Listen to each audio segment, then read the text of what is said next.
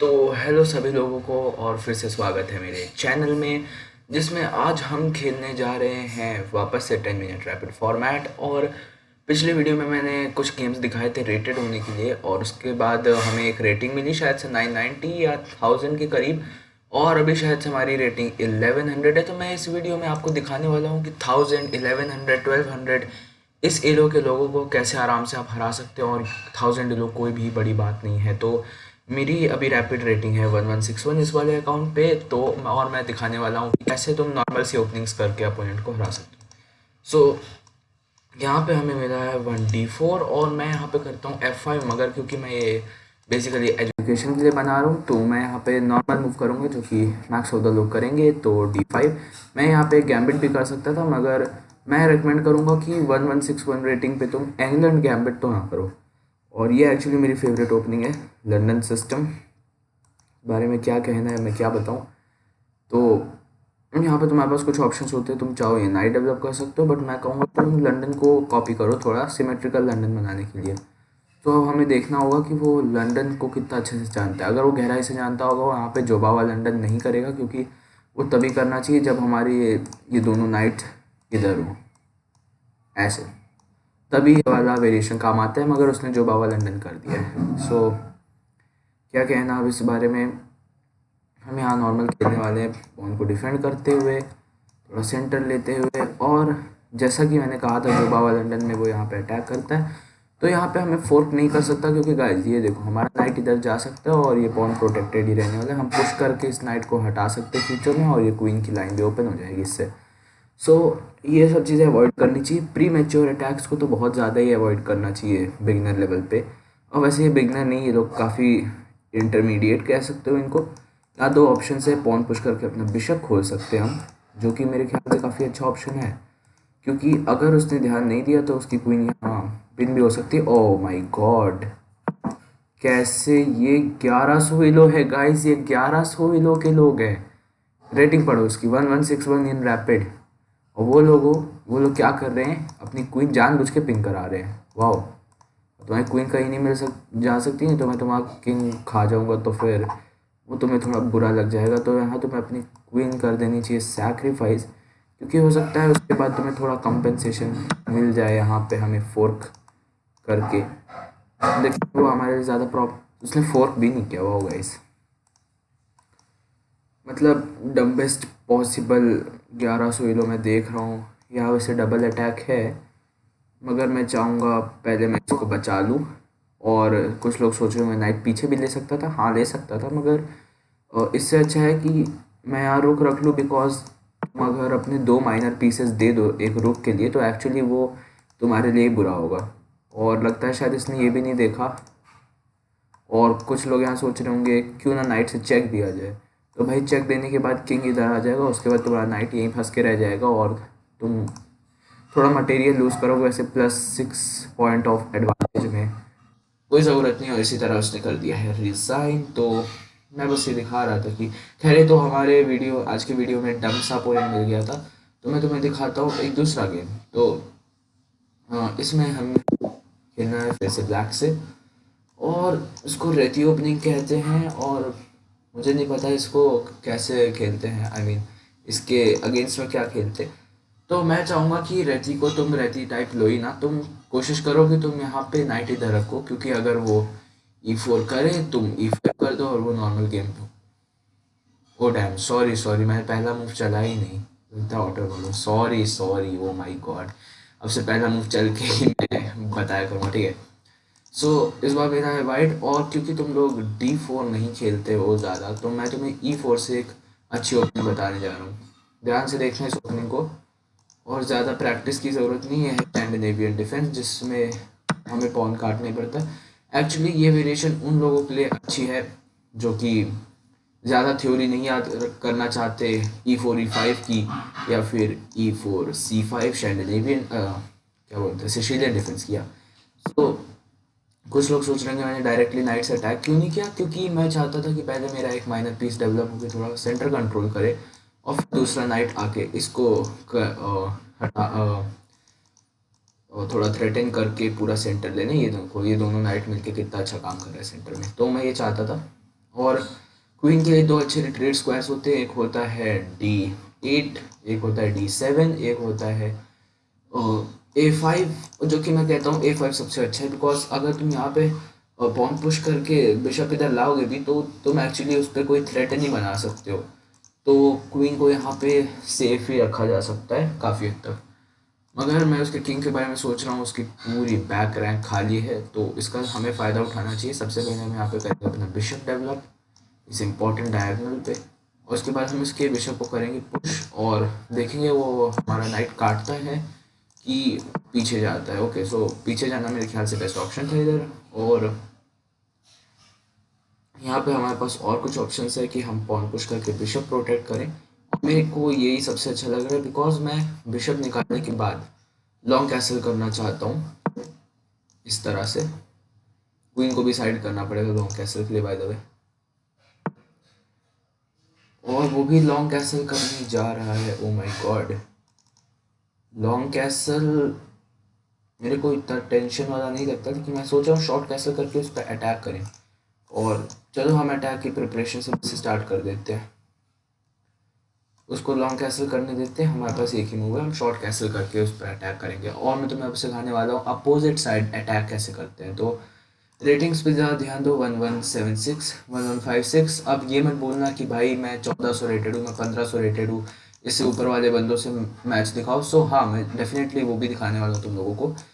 और पहले यार एक एक स्टेप लेके चलेंगे। कुछ ऑडियंस होंगे 900 रेटेड, कुछ हज़ार, कुछ होंगे 1100, 1200, 1500, 1600, 1700। तो मैं तुम्हें 1700 तक कंटेंट दे सकता हूँ, उसके आगे तक का कंटेंट मेरे को भी अभी सीखना है। तो हर किसी के पास सीखने को कुछ ना कुछ होता है। तो कृपया 1900 इलो और 2000 इलो वाले लोग इसे ना देखें। बाकी सबके लिए चैनल काफ़ी अच्छा हो सकता है और इन्फॉर्मेटिव हो सकता है। हम इसे काट नहीं सकते, बाय द वे ये पिंड है, तो हमें बिशप वापस लेना पड़ेगा, या तो हम बिशप इधर ले सकते हैं। सो मैं बिशप वापस लूँगा इधर, जिससे इसकी क्वीन पे हम डिस्कवर अटैक दे सकते हैं कभी नाइट इधर रख के, क्योंकि हम इधर नहीं रख सकते, क्वीन ही काट देगी। सो मेरे ख्याल से वो हमारे ट्रैप में फंस गया है। नाइट हमने इधर रखा है, discovered attack on the queen और बिशप। ओ माय गॉड, 1100 इलो के लोग अपनी अपनी क्वींस ब्लंडर कर रहे हैं। इसीलिए मैं स्कैंडिनेवियन पे कहता हूँ, जिन लोगों को स्कैंडिनेवियन की A5 वाली वेरिएशन पसंद है वो प्लीज़ प्लीज़ प्लीज़ अपनी क्वीन का थोड़ा ध्यान रखें। और हम यहाँ काट सकते हो, यहाँ हमें कोई फोर्क नहीं होने वाला है। और अब उसको एक और थ्रेट है चेकमेट का, जो कि उसने बचा लिया है। हम यहाँ पे अपनी क्वीन रख सकते हैं एक्चुअली चाहे तो, और ना चाहे तो हम इधर भी रख सकते हैं। तो मैं इधर रखने वाला हूँ अपनी क्वीन, जिससे ये नाइट अटैक होगा। साइमल्टेनियसली हम चेकमेट भी थ्रेटन करेंगे अगर ये नाइट यहाँ से कहीं गया। सो उसने प्रोटेक्ट कर लिया है, उसका कोई चेकमेट नहीं हो सकता। सो यहाँ पे मैं चाहूँगा कि मेरे रुक्स जल्दी से एक्टिव हो, और क्योंकि उसका किंग कैसल नहीं है तो किंग पर अटैक करना बहुत ईजी होगा, और हम यहाँ पॉन ब्रेक आसान सा निकाल सकते हैं। सो या फिर ये इस वाले पॉन से भी हम पॉन ब्रेक कर सकते हैं, क्योंकि इससे हमें एक और ओपन फाइल मिल जाएगी। बाय द वे काट नहीं सकता, पिंड है। वैसे मुझे ये मूव काफ़ी अच्छा लगा, लेकिन ये सीधा सीधा मेरे को बता रहा है कि अब वो उधर कैसल करने वाला है, जो कि मैं उसे करने नहीं दूंगा, क्योंकि मेरा बिशप ब्लॉक करता है इस डायगोनल को। इधर कैसल करने का कोई मतलब नहीं बनता है, क्योंकि उसके पॉन्स कितना आगे तक बढ़ चुके हैं। सो स्कैंडिनेवियन को और स्कैंडिनेवियन ओपनिंग को मारना थोड़ा आसान है, और ज़रा टाइम पे भी नज़र रखनी चाहिए कभी कभी। वैसे पिछले वीडियो में मैंने टाइम के चलते थोड़े से ब्लंडर किए थे, मगर हम सारे मैचेस जीते थे, दो ही तो खेले थे, पर फिर भी सारे मैचेस जीते थे। अब इस मूव पे ध्यान दो, ये चाहता है तो मैं बिशप ट्रैप करना, मगर वो कर नहीं सकता, क्योंकि इस जगह पे हमारे पास पॉन है, और अगर नहीं भी होता तो हम बिशप पीछे ले लेते और उसको कैसल नहीं करने देते। हमारा बस ये मोटिव है, किंग को बीच में रखो, कैसल मत करने दो। हम चाहे तो ये वाला फ्लाइंग पॉन मार सकते हैं, मगर उससे क्या होगा, काटने के बाद उसका नाइट एक्टिव हो जाएगा, और उसके बाद शायद हम लोग सेक्रीफाइस करना पड़ जाए। अब मुझे नहीं पता, मैं बिशप इधर रखूँगा तो भी कोई दिक्कत नहीं, क्योंकि हम चाहते हैं इस वाले पॉइंट पे अटैक करना कायदे से, और हम चाहे तो इसके रूप पे भी अटैक कर सकते हैं। कुछ लोग उसके बारे में भी सोच रहे होंगे। और वो नाइट अब पीछे चला गया है, और मैं चाहूँगा कि मैं उसका नाइट काट दूँ, बिकॉज वो रिकैप्चर नहीं कर सकता, उसका दूसरा नाइट चला जाएगा। और वो क्योंकि 1100 येलो काफ़ी आसान है गाइस, तो उसने हमें दूसरा नाइट दे दिया है अपना, तो और उसने रिज़ाइन कर दिया। तो आज के लिए बस इतना ही गाइस। वैसे तो मैं तुम्हें बहुत अच्छी ओपनिंग सिखाने वाला था, किस्मत ने साथ नहीं दिया, इस बंदे ने अजीब सा शैंडिनेवियन किया। मगर मैं तुम्हें बता रहा था कि शैंडिनेवियन की क्वीन टू A5 वेरिएशन में तुम्हारे पास स्टार्टिंग में कभी ये ट्रैप मत करना, बिकॉज अपोनेंट जान जाते हो, एटलीस्ट स्टार्टिंग में ध्यान रखते हैं। मैंने ये कब किया, जब मेरे को लगा मिडिल गेम में, जब एडवांस कैलकुलेशन चल रही थी इस टाइम पे, कि यहाँ पे सेंटर में मेरे नाइट्स पे अटैक हो रहा था, मतलब उसके नाइट पे अटैक हो रहा था, और उसका एक पॉन हमने थोड़ा पिन टाइप का कर रखा था, आई मीन थ्रेटन कर रखा था। और फिर इसके बीच से एकदम से आया बिशप से डिस्कवर्ड अटैक, जिसको समझ नहीं पाए, लेकिन हायर रेटेड प्लेयर्स समझ जाएंगे, तो उसमें कोई दिक्कत की बात नहीं है। एक हमसे कोई मिस हुआ था, तो चलो एनालाइज करके देख लेते हैं कि हमसे क्या चीज़ इस गेम में मिस हो गई। सो गेम एनालिसिस, देखते हैं हमें कितनी रेटिंग मिलेगी। ग्रेट मूव तो मिलना ही चाहिए, ब्रिलियंट भले ही ना मिले। ग्रेट मूव भी नहीं मिला, बट रेटिंग 1400 की। सो चलो कोई बात नहीं, 1400 भी इतनी बुरी नहीं है। स्कैंडिनेवियन डिफेंस, ये बुक मूव है। बिशप लाना भी बुक मूव है। ये बेस्ट मूव इन एक्यूरेसी, ये नॉर्मल मूव था। मैं सोचा था उसके बिशप को किक कर देते, मैंने बोला भी था, मगर मैंने ये मूव थोड़ा बाद में किया, शायद अब किया, हाँ। सो ये अभी भी बेस्ट मूव है, बिशप या पीछे, may be best move. Okay, accident move था वो, वैसे काटना बेस्ट मूव था। ये तलाक क्यों कर रहा है, कोई बात नहीं। Pawn to D3 best move उसने यहाँ पे चला। उसके बाद pawn to C6 best move. देखो कितना एक्यूरेट मूव था इसका। मेरे को तो इस मूव के पीछे का लॉजिक भी नहीं पता। हो सकता है कि वो अपनी क्वीन के लिए एक अच्छा रिट्रीटिंग स्क्वायर बना रहा हो, जिससे उसकी क्वीन इधर भी देखे, इधर भी देखे, और एक्चुअली अपनी प्रेजेंस बनाए रखे इस एरिया में। सो एक्चुअली मेरे ख्याल से काफ़ी ठीक मूव था, और ये इनएक्यूरेसी थी। यहाँ पर मैं सीधे सीधे बिशप को पीछे कर सकता था और फिर लॉन्ग कैसल जा सकता था। मैंने पहले बिशप डेवलप किया, क्योंकि मैं रिस्क नहीं लेना चाहता था और लॉन्ग कैसलिंग ख़राब नहीं करना चाहता था। और knight to D7, okay okay move. ये इनएक्यूरेसी थी, क्योंकि मेरे को इतनी जल्दी अटैक स्टार्ट नहीं करना चाहिए था। Knight to F6, okay okay move था इसका।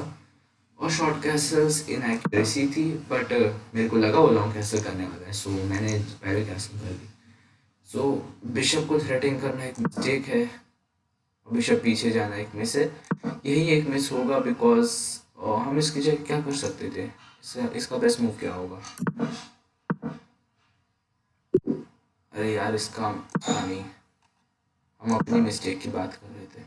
अच्छा नहीं, उसकी मिस्टेक है वो, और ये मिस था। हमें यहाँ पे हमारे बिशप को थ्रेट हमें करना चाहिए था काउंटर थ्रेटन, और मान लो हमारा बिशप काटता, तो हम उसका बिशप काट देते। ये क्या पोजीशन है भाई, कंप्यूटर ही खेल सकता है इस तरह की पोजीशन, जहाँ तुम्हारा पूरा किंग मतलब एक तरह से खुला हुआ है और कोई भी उसको कवर नहीं कर रहा है, और वो क्वीन आके कभी भी तुम्हारे किंग का सर उड़ा देगी, और कंप्यूटर तो कह रहे हैं काटो भी मत। तो इतने एडवांस कैलकुलेशन नहीं कर सकता, क्योंकि मैं तो इंसान ही हूँ। सो बिशप उधर ब्लेंडर था, और शायद हमने किया बेस्ट मूव उसके बाद। ओके, सो ये बेस्ट मूव नहीं था, और बेस्ट मूव होना चाहिए था knight to the side, but हमने ये किया, और उसने नाइट काट के किया ब्लेंडर। उसके बाद एक भी बार हमने एडवांटेज को खिसकने नहीं दिया। तो यही करना चाहिए गाइस, एक बार एडवांटेज आ जाए तो फिर ब्लेंडर नहीं। और हाँ, उसके बाद हमने आसानी से मैच खत्म किया। तो वीडियो अच्छी लगी हो तो लाइक कर देना, और अगर मेहनत से थोड़ा खुश हो तो सब्सक्राइब करना, नहीं तो मैं फोर्स नहीं कर रहा, मैं आगे भी और वीडियोस डालूंगा, और अगर वो अच्छी लगे तो तब सब्सक्राइब कर देना। So guys, thanks for watching, और अपना इतना सारा इंपॉर्टेंट टाइम देने के लिए। तो थैंक यू गाइस। एक सेकेंड, वैसे मैं बता दूं अगले वीडियो में मैं क्या बताने वाला हूँ। सो अगला वीडियो गेमिंग के बारे में नहीं होगा, मैंने रिसेंटली एक फीड रिलेटेड टूर्नामेंट खेला था, सो मैं उसके बारे में बताऊँगा वीडियो में। थैंक्स गाइस फॉर वॉचिंग, और नेक्स्ट वीडियो ज़रूर देखना।